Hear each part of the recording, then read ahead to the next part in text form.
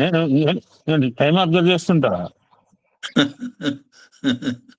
అంటే కాలము గడవటం కూడా కష్టమే సార్. యాక్చువల్లీ నేను మాట్లాడదనుకున్నా కానీ మీరు చెప్పాను కదా, ఒకటే మాట చెప్తాను. Then from today onwards we are listing some speaker, some devotees sir. Every week ఒకరే మాట్లాడరు ఇక.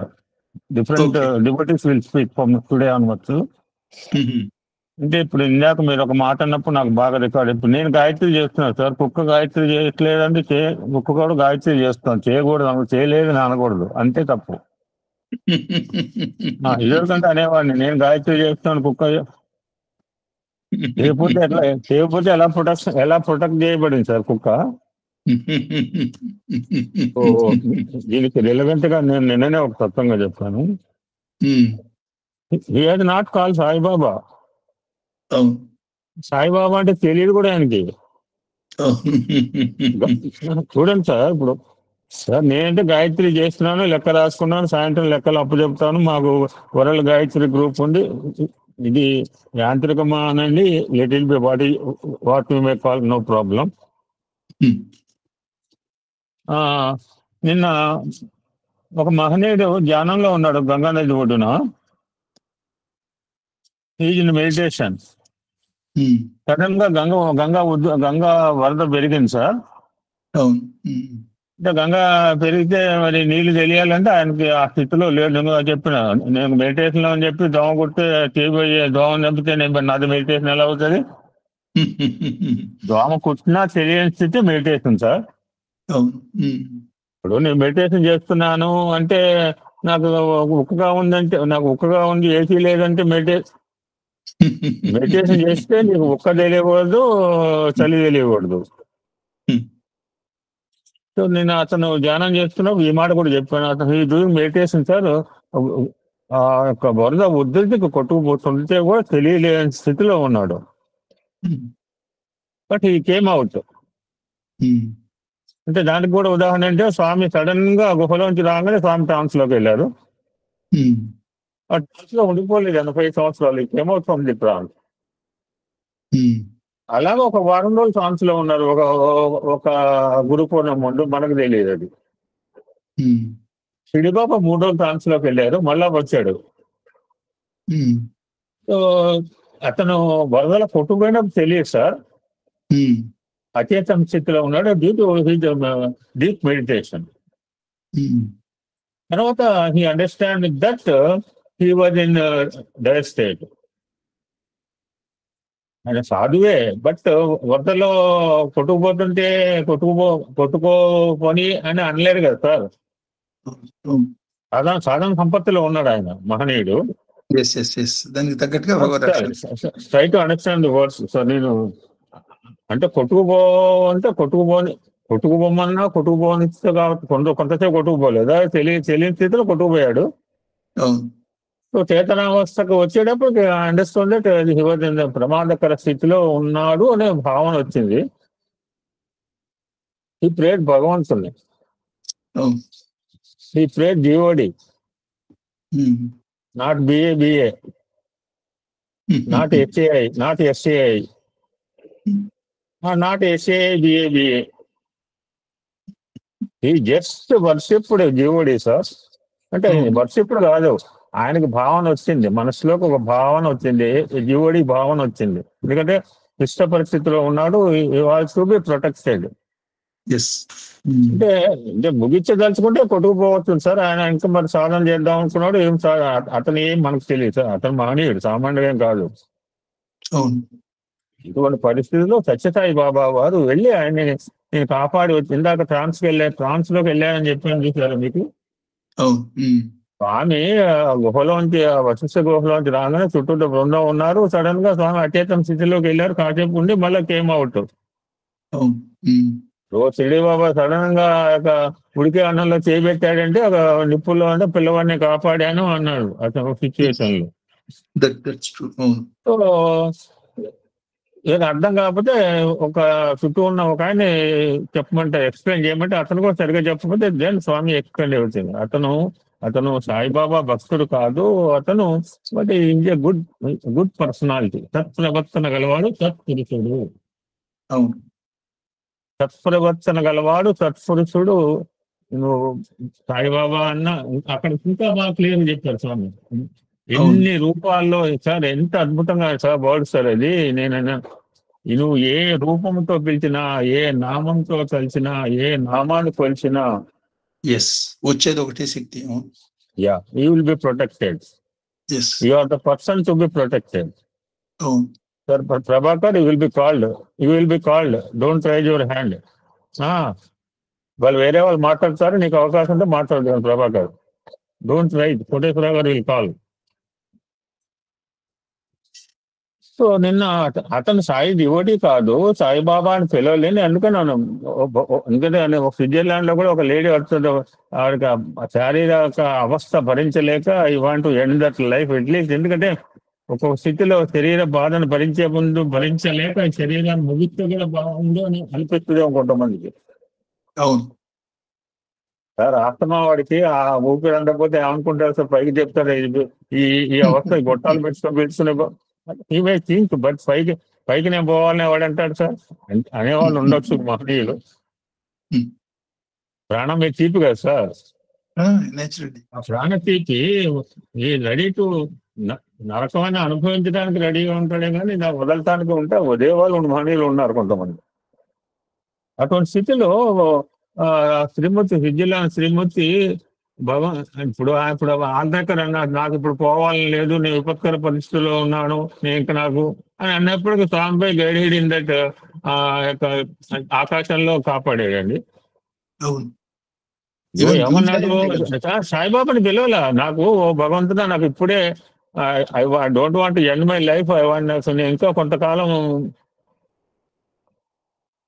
అనేటప్పటికీ సాయిబాబా వెళ్ళి ఆకాశంలో వ్యక్తిని ఎలా కాపాడాడండి. ఇక్కడ నీటముడిగిన వాళ్ళు కూడా he or not at all called. అంటే ఇందాక మీరు అన్నదానికి ఏంటంటే, మనం అంటే మనకు స్పృహలో ఉన్నాం కనుక 108 సార్లు గాయత్రి, 11 సార్లు గాయత్రి, కనీసం 3 సార్లు అనే ఎంత గొప్ప స్వామి మన స్వామి చూడండి. 300 సార్లు చేయమని లేదు, 3000 సార్లు. అంటే మా దగ్గర గ్రూప్ లో 24,000 వారానికి 24,000 చేసేవాళ్ళు కూడా ఉన్నారు సార్. డ్యూటీస్ హూ చాంట్స్ 24 అంటే ఇందులో లేనంటలేదు. నువ్వు వాళ్ళ పేరు చెప్తే నాకు తెలుస్తుంది సార్. ఇప్పుడు నా దగ్గర పేర్లు ఉన్నాయి, నాకే కాదు 2-3 తెలుసు. ఏం సుందరి గారు ఉన్నారా? ఉన్నారు సార్. ఇప్పుడు మన గ్రూప్ లో మన రామ్మోహన్ రావు ఉన్నారు సార్. మీరు ఎందుకు అడుగుతున్నారంటే విట్నెస్ మిగిలిన తెలియదు కదమ్మా. ఇప్పుడు మీ ఇద్దరు ఎందుకు అవుతుందంటే మిగిలిన ఎక్స్‌వై-జెడ్ కి తెలియదమ్మా. ఇది వీడు కాకమ్మ కబులు చెప్తుంటారు అనుకుంటారు వీళ్ళు. అరే ఉన్న మాట చెప్పు సుందర్ గారు, నేను ఎందుకు సర్టిఫై చేయమన్నా అంటే you are in that group, you know that some devotees are doing 24,000 sir. అంటే మీరు స్పృహలో ఉన్నాక చేస్తున్నారు, స్పృహలో లేని వాళ్ళు చేయకపోయినా దే ఆర్ బి ప్రొటెక్టెడ్. ఇప్పుడు గర్భస్థ శిశువు ఏం గాయత్రి చేస్తుందండి? మీరే చెప్పారు సార్, గర్భస్థ శిశువు ఏ గాయత్రి చేస్తోంది? చేస్తుండే తజప గాయత్రి చేస్తుందో లేకపోతే ఏమో మనకు తెలియదు. ఎందుకంటే జన్మాంతర వాసనలతో ఉంటాడు కదా లోపల, బయటకు వచ్చేదాకా. He knows future, he knows his past also. గర్భస్థ శిశువు తెలిసి ఉంటుంది. అది 7వ నెల నుంచి తెలుస్తుంది. వన్స్ బయటపడిన తర్వాత మళ్ళీ మర్చిపోతాం. వాళ్ళ ఎట్లా పెట్టాడు చూడండి. 7వ నెల దాకా అది కూడా తెలియదండి. 7వ నెల దాకా ఏమీ తెలియదు. ఏమీ తెలియకపోయినా భగవంతుడి రక్షణ ఎట్లా ఉంటుంది. యాక్చువల్గా ఇప్పుడు స్వామి మధ్యలో షిరిడి సాయి నిప్పులు చేపెట్టిన స్వామి ట్రాన్స్ లోకి పోయి మన కళ్ళ ముందు కూర్చున్న స్వామి ట్రాన్స్ లోకి పోయి మళ్ళీ వచ్చినా మనకు అర్థమయ్యేదానికి అది చేశారు తప్ప మనకు అర్థం అయినా కాకపోయినా ఆయన చేస్తూనే ఉన్నారు. అది కూడా వండర్ఫుల్ సార్, వండర్ఫుల్. మనం అర్థం చేసుకున్నా అర్థం చేసుకోకపోయినా ఆయన కార్యక్రమాలు సాగుతూనే ఉంటాయి సార్. ఎగ్జాక్ట్లీ. మనం పాల్గొన్నా మనం పాల్గొకపోయినా, మనం వెళ్ళినా మనం వెళ్ళకపోయినా, మనం కంట్రిబ్యూట్ చేసినా మనం కంట్రిబ్యూట్ చేయకపోయినా ఆయన కార్యక్రమాలు సూర్యచంద్రాలు ఉన్నంత వరకు సాగుతూనే ఉంటాయి సార్. అయితే మన అదృష్టం ఏంటంటే ఆయన పర్మిట్ చేశారు కాబట్టి చేస్తున్నాం కాబట్టి మనం కూడా అందులో ఒక భాగం అనే సంతోషం మనకి ఇచ్చేదానికి కలిపాడండి. Very nice. చివరికి ఒక మాట చెప్పి కంక్లూడ్ సార్. నేను జనరల్ గా అవతార తత్వం గురించి చెప్పినప్పుడు స్వామి అన్న మాట ఎందుకు వచ్చాడు అంటే, నేను అవతారాన్ని దర్శించాను అని నా తదనంతరం వాళ్ళకి చెప్పుకోవడానికి అవతార చూస్తాడు sir. But fantastic definition correct అన్నమాట. అదే సార్. సార్ సవా లక్ష డెఫినేషన్ చెప్తారు సార్ అవతారం ఎందుకు వచ్చిందో. బట్ స్వామి ఎందుకు చెప్పారంటే నేను అవతార పురుషుని దర్శించాను అని నేను నా మిస్సెస్ చెప్పుకుంటాను. లక్లీ షీ ఈజ్ ఆల్సో డివోటీ. నా సన్నుకు చెప్పుకుంటాను, she is also devotee. Sir కాని వాళ్ళు ఉంటారు అనుకో చాలా మంది. అందరి ఫ్యామిలీలో అందరు కావాలని ఉంది. నా తదనంతరం తరాలకి నేను చెప్పుకుంటాను. ఇప్పుడు ఇప్పుడు ఇప్పుడు మన దగ్గర వాళ్ళు కూడా 4 తరాల వాళ్ళు ఉన్నారని చెప్తున్నారు సార్ ఇక్కడ మన మన గ్రూప్ లో కూడా. ఎగ్జాక్ట్లీ, అవును. 4 తరాల వాళ్ళు సాయి కల్చర్ స్వామి దగ్గర ఉన్న వాళ్ళు కూడా ఉన్నారు sir. 4 generations. For this purpose నేను అవతార పురుషుని దర్శించాను అని మన తరతర వాళ్ళకి చెప్పుకోవడానికి అవతారం మీరు నిరాకార నిర్గుణ స్వరూపుడు సాకార రూపంలో ఎందుకు వస్తారు అంటే నేను రాముని చూశాను, నేను కృష్ణుని చూశాను, నేను అమ్మవారిని చూశాను, నేను సత్యసాయి బాబా వారిని చూశాను అని చెప్పుకోవడానికి అవతారం తీసుకుంటాడు సార్. నెక్స్ట్ కోటేశ్వరరావు గారు ఎవరిలో ఉన్న లిస్ట్ లో ఎవరున్నారో వాళ్ళు పిలవండి. సాయిరామ్. ఇప్పుడు కె సుందర్ గారు, సాయిరామ్, చెన్నై. సాయిరామ్ సార్. సాయిరామ్ శాస్త్రి గారు, మీ పాదాలకి అనేక నమస్కారాలు సార్. మీరు చెప్పిన దానికి నేను చెప్పాలి అంటే చాలా టెన్షన్ గా ఉన్నా. నేను నాకు తెలిసింది నేను కొంచెం రాసుకునేది చెప్పడానికి ట్రై చేస్తాను సార్. ఏదైనా తెలియకపోతే చెప్పండి సార్. నేను చెప్తాను, నో ప్రాబ్లం, చెప్తాను. Okay okay Sairam. Okay sir, okay. అందరికీ సాయిరామ్ అండి. ఈరోజు మనం శాస్త్రి గారి ద్వారా రుద్రంలో 6వ అనువాకంలో 10వ శ్లోకం గురించి తెలుసుకున్నాము. సాధన అనువాకం అంటారని చెప్పారు. సాక్షాత్ భగవంతుడే దీనికి ద్రష్ట అన్నారు. అంటే ఒక్కొక్క అనువాకానికి ఒక్కొక్క ద్రష్టని మనకి చెప్తున్నారు ఋషుల గురించి. కానీ ఈ శ్లోకానికి మాత్రం భగవంతుడే, సాక్షాత్ భగవంతుడే ద్రష్ట అని అన్నారు. సాధనాపరమైన భావాలు చాలా ఉన్నాయి ఈ శ్లోకంలో అని కూడా చెప్పారు. శ్రవాయచ ప్రతి శ్రవాయచ అన్నారు. అంటే నాదస్వరూపం, నిజస్వరూపం నీవే అని అర్థం వస్తుంది అని నాకు అర్థమైందండి ఇందులో. ఇంకా 8వ శ్లోకంలో వేదము వేదాంతము, వేదానికి అంతము ఉపనిషత్తు. అంతం అంటే ఏదైనా ఒక చర్చ జరిగినప్పుడు కానీ, ఏదైనా ఉపనిషత్తుల్లో చివరి మాట కానీ అంతంలో సిద్ధించిన దాన్నే సిద్ధాంతము అని అంటారని చెప్పారు. నాదాంత తత్వం శ్రవ ప్రతిశ్రవాయచగా చెప్పుకోవచ్చు. వేదం చెప్పినటువంటి దానిలో ఉన్నటువంటి సత్యాన్ని మన జీవితంలో ఎలా అనుసరించుకోవాలో చెప్పేదే శ్రవ ప్రతిశ్రవ. దాని గురించి చెప్పారు. అనుభవించక తప్పదు. ఏదైనా కూడా మనం చేసింది మనం అనుభవించాలి అంటారు కదా.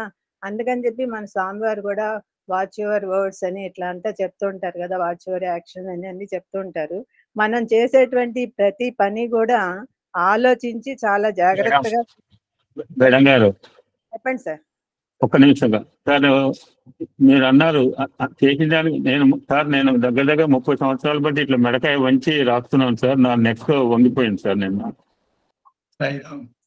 కాన్ఫర్ ఎక్స్రే ఆయన చెప్పాను డాక్టర్ గారికి. సార్ నేను ప్రతిరోజు కూడా ఇట్లా కూర్చొని రాస్తుంటాను. ఇప్పుడు 55 డైరీలు రాశానంటే సో గ్రేట్. సాయిబాబా అని భావిస్తాం సార్ ఆయనకి. Saibaba is with you, why your worrying, you have to live for another 25 years, you have to serve for 25 years అన్నాడు. అలాగ 30 సంవత్సరాలు బట్టి రాయబట్టి నాకు నెక్ వంగింది మేడం. పెద్దానికి అనుభవించాల్సిందే మనం. మీరన్న మాటకి ఐఎమ్ ది ఎగ్జాంపుల్ నౌ. కరెక్టే సార్. అనుభవించేది కొంచెం తేలిగ్గా చేస్తారు సార్ స్వామి మనకి. అదొకటే మన నమ్మకం. ఇట్లా అనుభవించక తప్పదని చెప్పని దానివల్ల మనం ఈ శ్రవ ప్రతిశ్రవాయచ దాని ద్వారా మనం ఏ విధంగా మన జీవితాన్ని నడపాలి అనేది, గడపాలి అనేది, ఏ విధంగా చేయాలి అనేది మనకి తెలుసుకొని అర్థం చేసుకొని చేయాలని చెప్తున్నారు. అన్నిటికీ ఆధారం శబ్దం అని చెప్పారు. అందుకనే నిశ్శబ్దం ద్వారా ఓంకారం వచ్చింది అన్నారు. మనం ఓంకారం చేసినప్పుడు కూడా మనకి సోహం తత్వం గురించి చెప్తూ ఉంటారు కదా.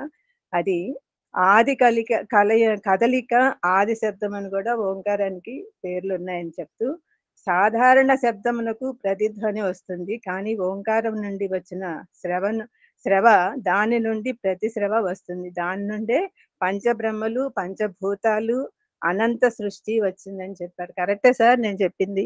అంతేనమ్మా.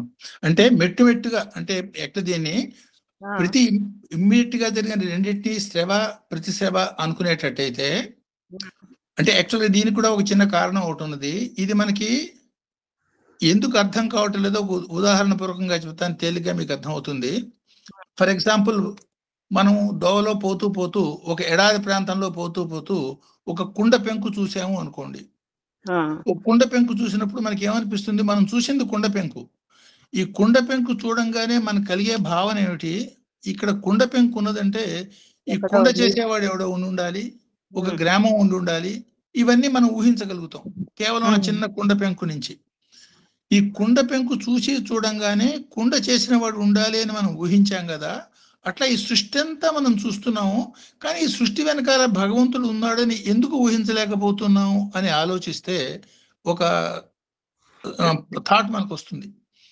కుండకి గురించి మనం ఆలోచించినప్పుడు కుండకి 2 కారణాలు ఉంటే గానీ ఆ కుండ ఏర్పడదు. ఒకటి మట్టి ఉండాలి, ఇంకోటి చేసేవాడు ఉండాలి. మట్టి, చేసేవాడు అనే 2 కారణాలని వేదాంతం మనకి ఏం చెప్తుందంటే, ఈ మట్టినే ఉన్న మూల కారణం ఉంటుంది.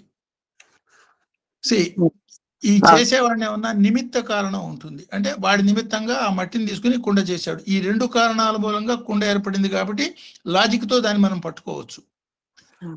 ఈ ప్రపంచం విషయంలో ఏమవుతుంది?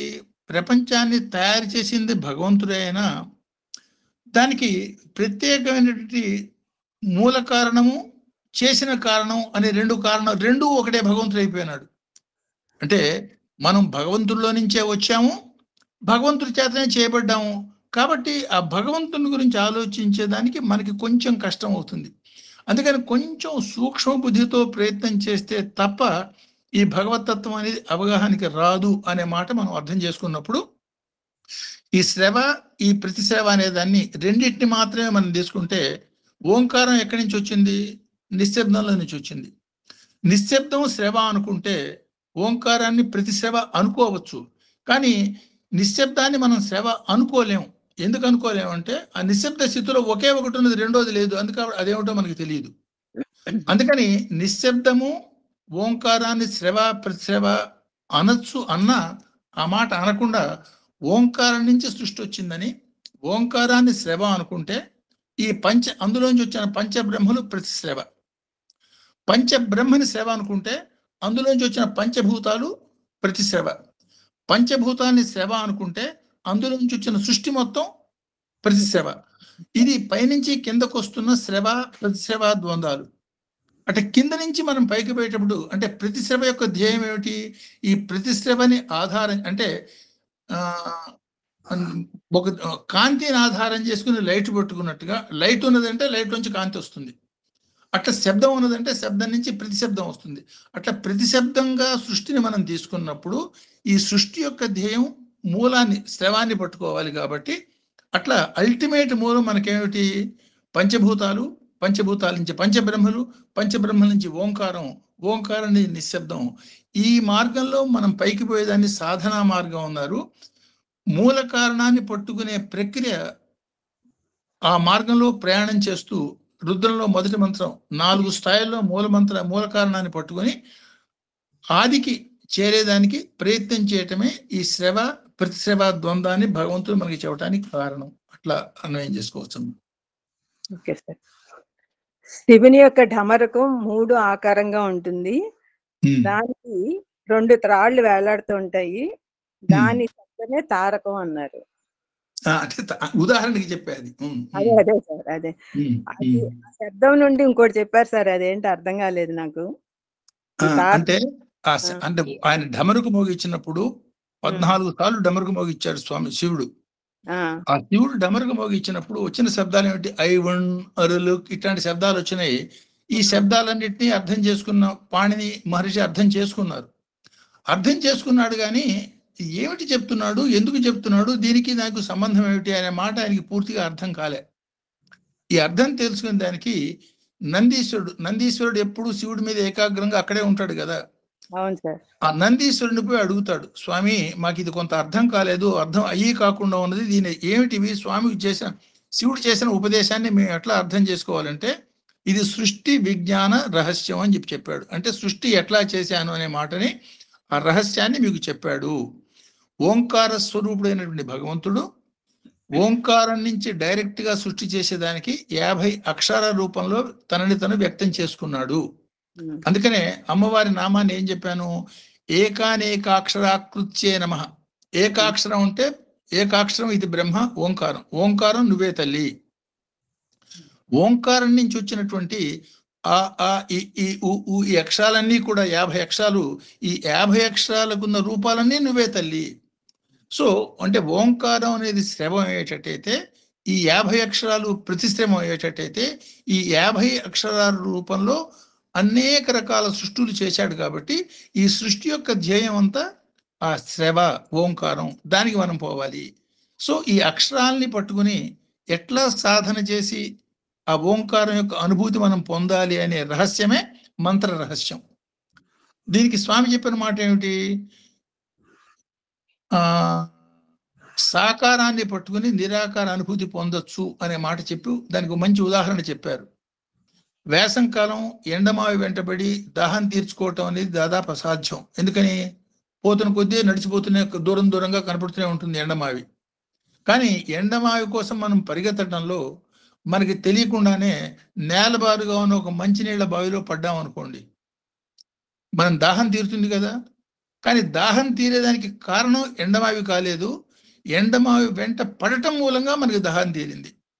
అట్లా సాకారాన్ని పట్టుకున్నవాడు నిరాకారంలో పడిపోయేదానికి అన్ని రకాల త్రికరణ శుద్ధిగా చేసినప్పుడు అవకాశం ఉన్నది. కాబట్టి సాకారాన్ని నిరాకార ధ్యేయంతో ప్రార్థన చేయండి. సాకారం లేకపోతే మనకు అర్థం కాదు, అర్థం కాకపోతే ప్రయత్నం చేయం, ప్రయత్నం చేస్తే కానీ ఫలితం కాదు. కాబట్టి మనకు అర్థం అయ్యేదానికి సాకారం వచ్చిందే తప్ప నిజంగా భగవంతుడు తను చేసే పనులకి సాకారం అవసరం లేదు. ఇందాక లక్షణాలు చెప్పిన మాటకు మాట చెప్పాను, ఏమిటది, ఆయన షిరిడి సాయి నిప్పులో చేపెట్టి బిడ్డని కాపాడాను అని చెప్పాడు. సత్యసాయి నేనే పోయి వాడిని ట్యాంక్స్లో నీళ్ళలో ఉన్నాను రక్షించాను, వాడు స్వామి భక్తుడు కాదు అని చెప్పాడు. అయినా మనకి తెలిసేదానికి వాళ్ళు చెప్పారే తప్ప, మనకి తెలిసినా తెలియకపోయినా భగవంతుడి యొక్క అనుక్షణ కర్తవ్యం సమస్తమైన సృష్టిని రక్షిస్తూ ఉండటం, వాళ్ళ కర్మల ప్రకారం వాళ్ళకి ఫలాలు ఇవ్వటం. సో ఈ కర్మల ఫలాల మూలంగానే మనకు వచ్చిన జన్మ. కాబట్టి ఈ కర్మల క్షయం కోసం ఈ మంత్రాన్ని, ఈ శబ్దాన్ని, లేకపోతే సోహంని, లేకపోతే గాయత్రిని ఆశ్రయించి పొందవలసిన ఫలితాలు పొందుతూ అల్టిమేట్ నిశ్శబ్దం వైపు మనం ప్రయాణం చేయాలి. సో ఈ 50 అక్షరాల్లో నుంచి వచ్చినవి అనంతమైన వర్ణాలు, మాటలు, పనులు, పాటలు, పద్యాలు, లేకపోతే శ్లోకాలు, మంత్రాలు అన్ని వర్ణాలే కదా. కాబట్టి వర్ణాన్ని ఏదో ఒక సాధారణమైనటువంటి శబ్దంగా భావించకుండా అందులో ఉన్నటువంటి శక్తిపరమైనటువంటి భావంగా మనం భావించినప్పుడు దీనికి ఆధారభూతమైనటువంటి మూల శక్తి ఓంకార శక్తిలో కలిసిపోతాము. అట్లా అర్థం చేసుకోవచ్చు. నమస్తే సార్. సాయిరామ్ సార్. సాయిరామ్. ఇవన్నీ కూడా ఏనాడో ఋషులు దర్శించి చెప్పిన మహత్తర సత్యాల యొక్క శాస్త్రీయత ద్వారా మనకి మన జీవన విధానం ఎలా ఉండాలో తెలుస్తుంది. కాబట్టి మన భారతీయ సంస్కృతికి అంత ప్రాధాన్యత వచ్చింది. తర్వాత ఈ ఓంకారము అనేది మనకి ఆది శబ్దం అని అనుకున్నాము. అట్లాగే ఇతర మతాల్లో కూడా క్రిస్టియానిటీలో ప్రారంభంలో ఒక పదం ఉండేది, అది దేవుడు, అదే దేవుడు అంటారు. ఆ శబ్దమే ఆమెన్. ఆమెన్ అనేది కూడా ఓంకారానికి దగ్గరగా ఉంటుంది అని చెప్పేసి దాంతో సమానం అనే చెప్తూ వచ్చారు. ఇస్లాంలో కూడా అల్లాహో అనే అంటారు. అది కూడా మొదటి చివరి అక్షరాలు కలిపితేనే ఓం అవుతుంది. ఆ తర్వాత జొరాస్ట్రాలో అగ్నితత్వం అజరహో, అది కూడా మొదలు చివరు కూడా ఆ హా తోటే ఉంటుంది. కాబట్టి ఈ అకార ఉకార మకారముల శబ్దం ద్వారానే ఓంకారము అన్ని చోట్ల అన్ని మతాల్లో ఉన్నదనేటువంటి తత్వాన్ని తెలియజేస్తోందని చెప్పారు. ఈ అకారాది క్షకారాంతర శబ్దములు 14 మీరు ఇప్పుడు చెప్పిందే కదా సార్, 14 డబ్బుల నుండే వచ్చాయని చెప్పారు. 60-70 సంవత్సరాల క్రితం కూడా నాసా సైంటిస్టు సూర్య తేజస్సు ద్వారా దానిలోనే గాయత్రి మంత్రం యొక్క శక్తి ఉన్నదని చెప్తూ సూర్యునిలో నుండే ఓంకార శబ్దం వెలువడిందని చెప్పని తెలియజేశారు. అవును. ఈ అంటే స్వామి ఇక్కడ కూడా ఇక్కడ మనం పట్టుకునే మాట ఏమిటంటే, ఆ, వేద ఋషులు దర్శించిందేమన్నా శుద్ధ ఓంకారాన్ని, ఉమ్, ఆ మిగిలిన సాధకులు ఏమన్నా దాని యొక్క కొంచెం డిస్టార్టెడ్ ఫారమ్ని అర్థం చేసుకోవటం ఇందులో మనం గమనించవచ్చు. అంటే ఆ శుద్ధ వర్ణాన్ని దర్శించగలిగినప్పుడు మాత్రమే మనకు ఆ అనుభూతి కలుగుతుంది. అందువలనే శాస్త్రం చెప్పింది 100% నిజం అని నిర్ధారించుకోవచ్చు. ఆ. ఇంకా స్వామి చెప్పిన దానిలో కూడా ఈ ఇంగ్లీష్ అక్షరాల్లో సి అనే అక్షరం అసంపూర్ణం అని చెప్పేసి దాన్ని పూర్ణత్వంతో తెలుసుకుంటేనే ఆ సి ఓగా మారి పూర్ణమద పూర్ణమిదం అనేటువంటిది మనకు తెలుస్తుంది. అంటే భగవంతుడు పూర్ణ స్వరూపుడు అనేది తెలుస్తుంది అనేది ఒకటి. తర్వాత నంది నుంచి పాణిని మహర్షులు సృష్టి రహస్యాన్ని నంది నుంచి తెలుసుకున్నారు. ఉమ్. ఓంకారమును శ్రవ అని ఆ ఊమా అనే అక్షరాలు దాని నుండి వచ్చిన వ్యక్త రూపాలే ప్రతిశ్రవ. ఎండమావిది మీరు చెప్పారు కదా సార్, అది అదే. ఉమ్. ఇక్కడ చూడండి సార్, మానవ శరీరము కర్మవశాత్తు ఏర్పడుతుంది. అది అది ఎట్లా సార్? తర్వాత మానవ శరీరం అంటే మానవ శరీరం కర్మవశాత్తు ఏర్పడుతుంది కాబట్టి ఈ మానవ శరీరపరమైనటువంటి శబ్దాలు ఆ పేరు ఈ పేరు వీటిలో పట్టుకుంటే పెద్ద ఉపయోగం ఉండదు మనకి. అందుకనే భారతీయ సంస్కృతిలో దేవుడి పేర్లు మనుషులు పెట్టుకోవడంలో ప్రధానమైన భావన అది. అంటే వాడు పిలిచింది మానవుణ్ణి అయినా కూడా భగవంతుడి నామాన్ని పిలవగా మెల్లిగా భగవంతుడి వైపు వాడి దృష్టి పోతుందనే ఉద్దేశంతో నారాయణ, కృష్ణ, ఈ రామ ఈ పేర్లు పెట్టుకోవడంలో మన ఉద్దేశం అది. అంటే ఇందులో తెలుసుకునే విషయం ఏమిటంటే, లౌకికమైనటువంటి శబ్దాలన్నీ కూడా ప్రపంచకు సంబంధమైన వస్తువుల్ని చూపిస్తాయి కాబట్టి వాటిల్లో శక్తి ఉండదు. జ్యోతిర్మయమైనటువంటి భగవంతుడి యొక్క తత్వం, ఫర్ ఎగ్జాంపుల్ సాయిరామ్, లేదు రామ, లేదు రామ అనే శబ్దం, రామ అనే తత్వం త్రేతాయుగంలో రాముడు పుట్టేదానికన్నా ముందే ఉన్నది. కృష్ణ అనే తత్వం ద్వాపర యుగంలో కృష్ణుడు పుట్టేదానికన్నా ఎప్పుడో ముందే ఉన్నది. అంటే ఈ రామ, కృష్ణ, గాయత్రి, సావిత్రి ఈ తత్వాలన్నీ కూడా జ్యోతిర్మయమైనటువంటి తత్వాలు కాబట్టి ఆ పర్టికులర్ శబ్దాల కలయికలో వచ్చినటువంటి జ్యోతిర్మయ కాంతిని తెలిసి కానీ తెలియక కానీ ధ్యానం చేసిన ఫలం కలిగి ఆ భగవన్నామాలు పట్టుకోవటం మూలంగా మనకి తెలియకుండానే మన ప్రయాణం ఓంకారం వైపు, తద్వారా నిశ్శబ్దం వైపు ఉంటుంది.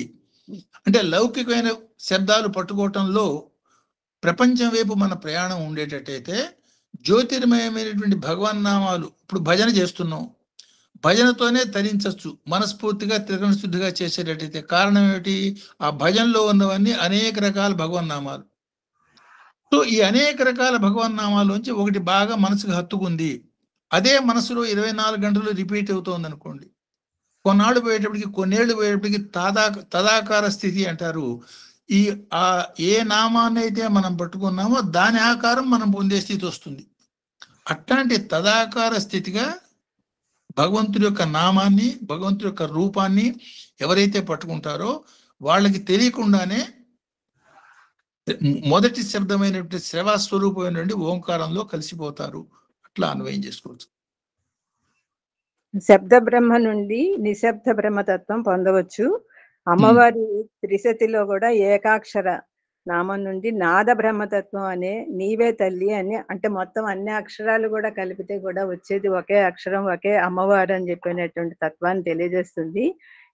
అనేక అక్షర స్వరూపిణిగా అమ్మవారిని త్రిశతిలో కొలుస్తారు.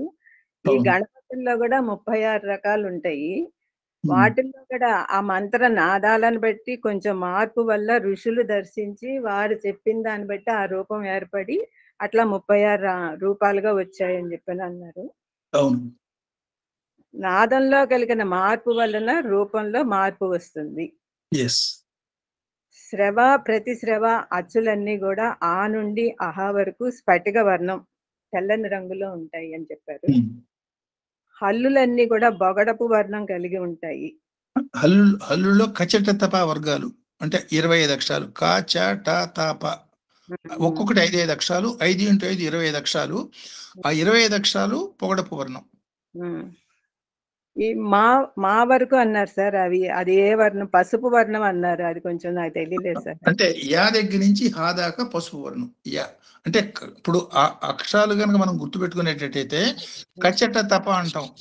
కచ క అంటే కవర్గు, క అంటే క ఖ గ ఘ ఇඤ 5 అక్షరాలు. చ జ ఝ ఇణి, ట ఠ డ ఢ ణ, త త ద ధ న, ప ప బ భ మ. ఈ 25 అక్షరాలు పొగడపు వర్ణం.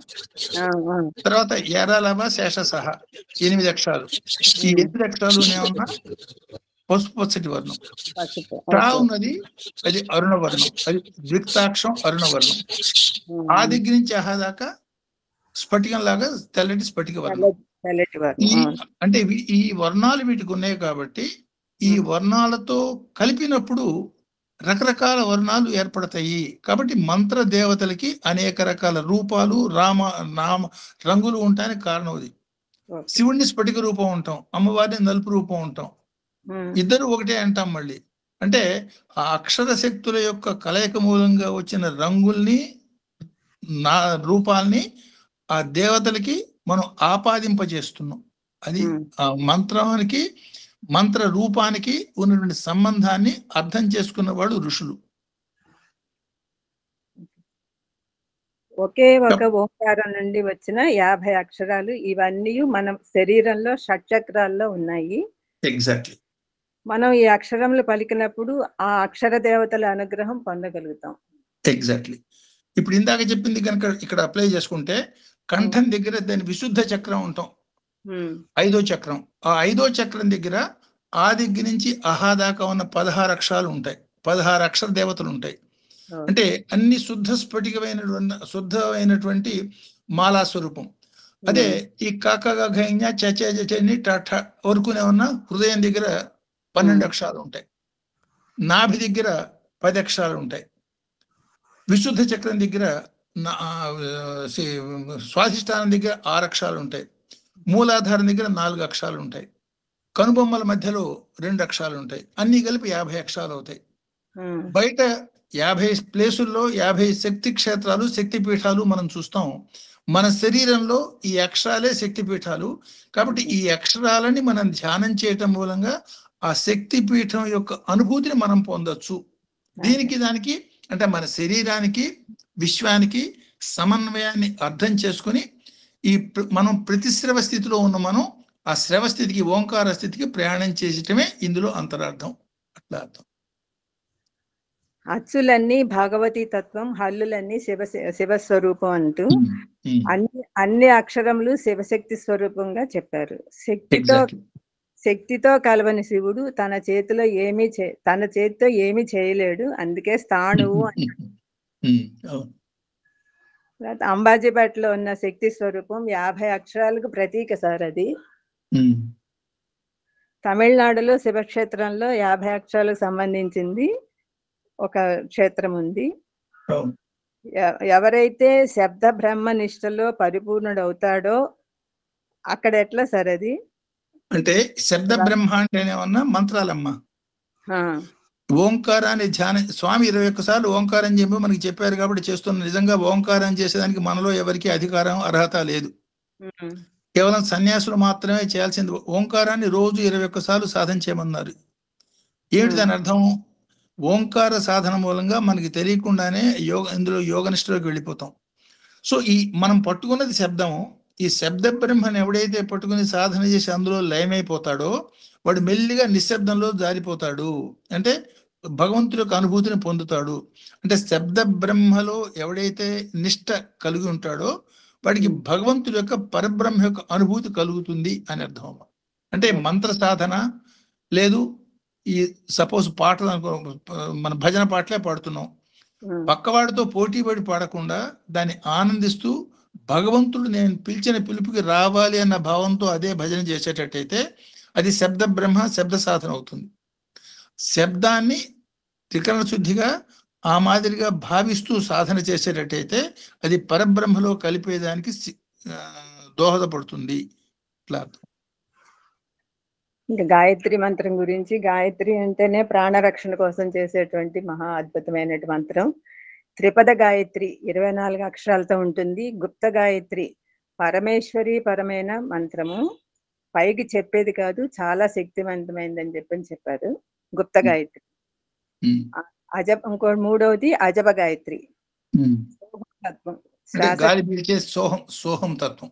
అవును సార్. అన్ని జీవరాశులు చేసేది, కానీ అన్ని జంతువుల్లాగా కాకుండా శ్వాస యొక్క తత్వాన్ని అర్థం చేసుకుని ఓంకార శబ్దంగా చేయటం అంటే మానవుల యొక్క సాధన అన్నారు. అంతే కదా సార్? అంతేనమ్మా.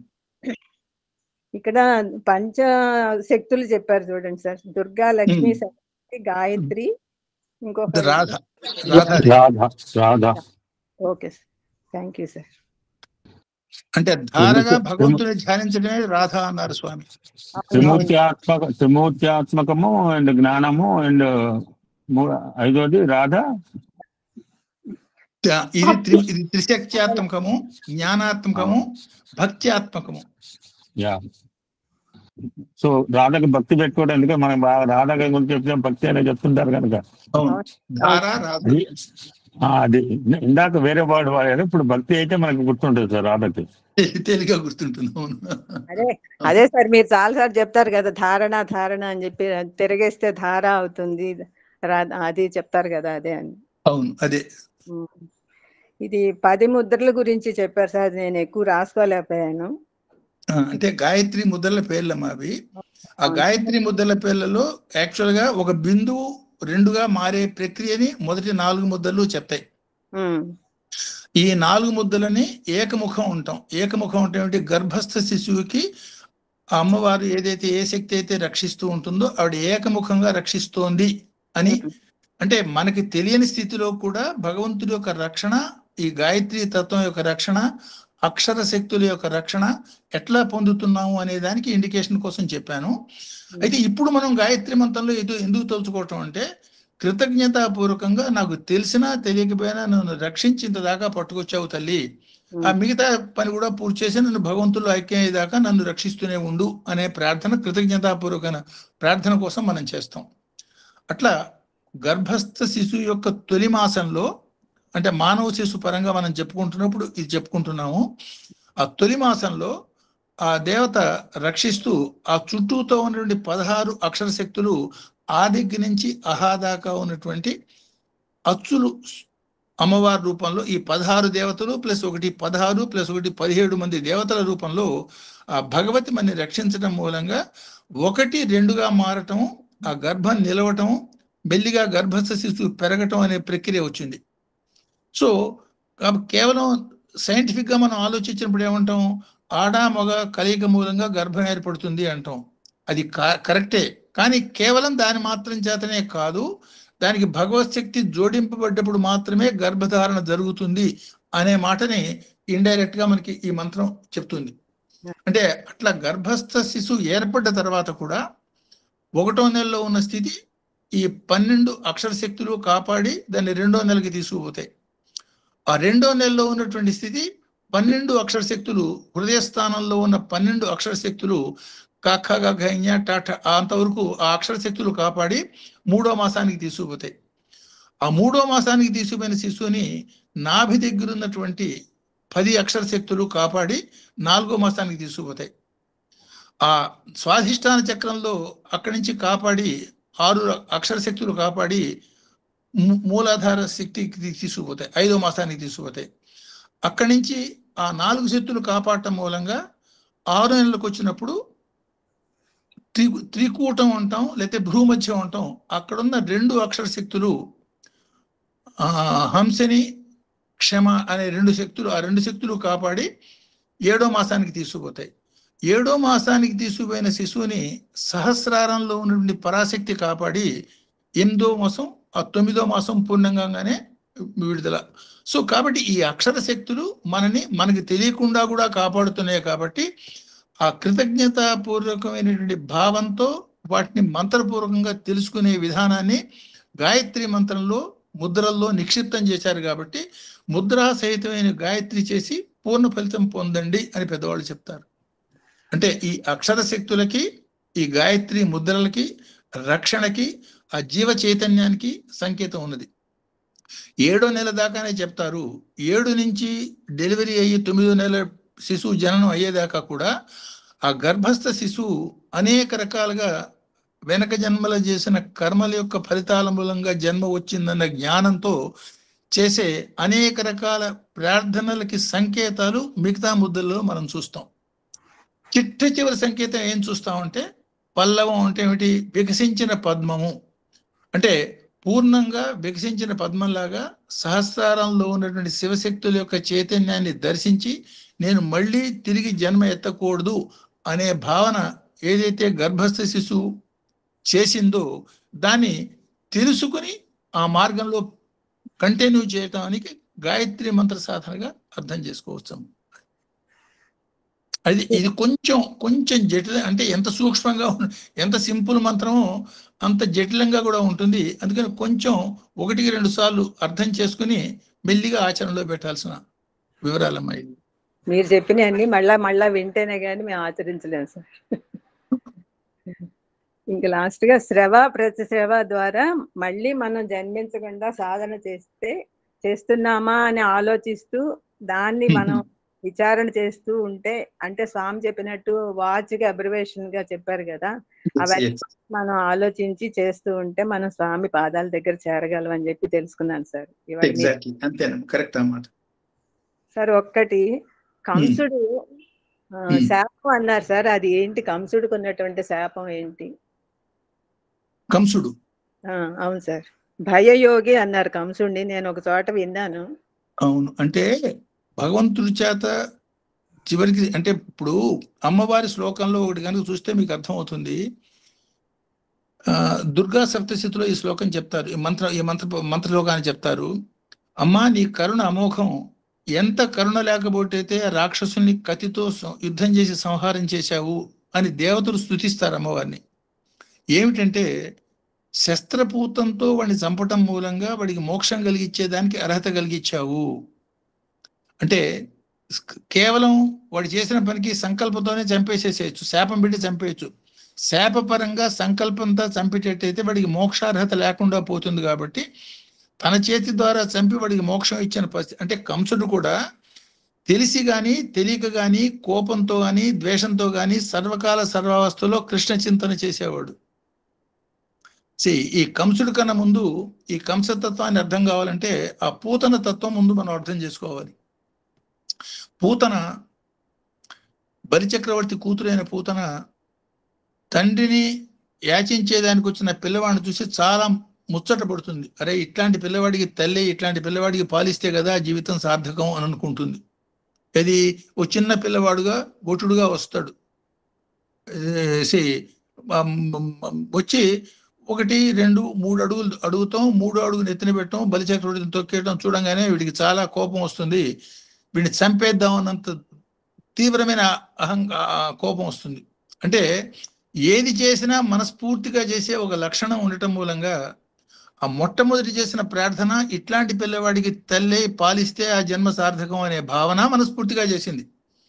వీడిని చంపేస్తే సరిపోతుందనే భావన మనస్ఫూర్తిగా చేసింది.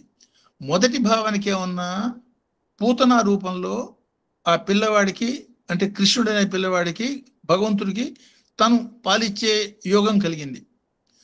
ఆ ద్వేషభావంతో చంపాలి అనే భావనతో కలగటం మూలంగా భగవంతుడు చంపాలి అనే భావన త్రికరణ శుద్ధిగా కలవటం మూలంగా భగవంతుడి చేతిలో చచ్చిపోయే యోగము కలిసింది. సో భగవంతుడి చేతిలో చచ్చిపోయిన పూతన సహజంగానే మోక్షం పొందుతుంది. అట్లాగే ఈ కంసుడు కూడా తీవ్రమైనటువంటి భయం, ఆందోళన, ద్వేషంతో సర్వకాల సర్వావస్థ నిద్రపోతున్నా కృష్ణునే తలుచుకునేవాడు. అసలు అంతటి అఖండ సామ్రాజ్యం కలగాలి అన్నప్పుడు దానికి ఆ యోగం కొంత వెనకటి జన్మల్లో యోగం లేకపోతే వాడికి కలగదు. ఆ యోగంతో పాటు అవతార పురుషుడైన కృష్ణుణ్ణి ద్వేషభావంతో కొలిచాడు. కాబట్టి భగవంతుడి భావంతో భగవంతుడి రూపంలోనే దీనిలోనే చనిపోవటం కూడా జరుగుతుంది. కాబట్టి అతను ముక్తి పొందటం అనేది, యోగులు పొందే స్థితి అతను పొందగలగటం అనేది జరిగింది. అట్లా అర్థం చేసుకోవచ్చు. చాలా సంతోషం సార్, హృదయపూర్వక కృతజ్ఞతలు మీకు. స్వామి వారికి చాలా నమస్కారాలు. Sairam sir, MLN sir, thank you. చాలా బాగా చెప్పారమ్మా, చాలా బాగా చెప్పారు. Very nice. చాలా మొత్తం ఈ కవర్డ్ ఎవ్రీ సబ్జెక్ట్. నేను చూసుకుంటున్నా కదా, నేను మీరు చెప్పిన blight I return everything, I'm comparing almost covered every subject. మీరు చెప్పడం వల్ల సార్ చాలా విషయాలు, మళ్ళీ కొత్త విషయాలు సార్ ఓపికని పెంచుకోవాలి. అవును సార్, అది మాత్రం కరెక్ట్. అవును సార్, ఇప్పుడు ఇందాక చెప్పిన విషయాలు మళ్ళీ రిపీట్ చేశారు గర్భాష. ఎవరు చెప్తారండి ఈ రోజులో? ఒక స్పీకర్ చూపించండి మీరు. సాయిరామ్. ఇది మా అందరి అదృష్టం సార్ నిజంగా. ఎస్, ఆ మాటనండి. Yes, we are so lucky and we are blessed. ఇక్కడ కూర్చున్న 50 మంది అదృష్టవంతులు, వీఆర్ ఆల్ బ్లెస్డ్ సార్. మనం అంతా మన ప్రయత్నం మనం చేయాలి. We are all in the same line, same path. Thank you so much sir. ఇక్కడ ఆపేద్దాం పూర్తిగా.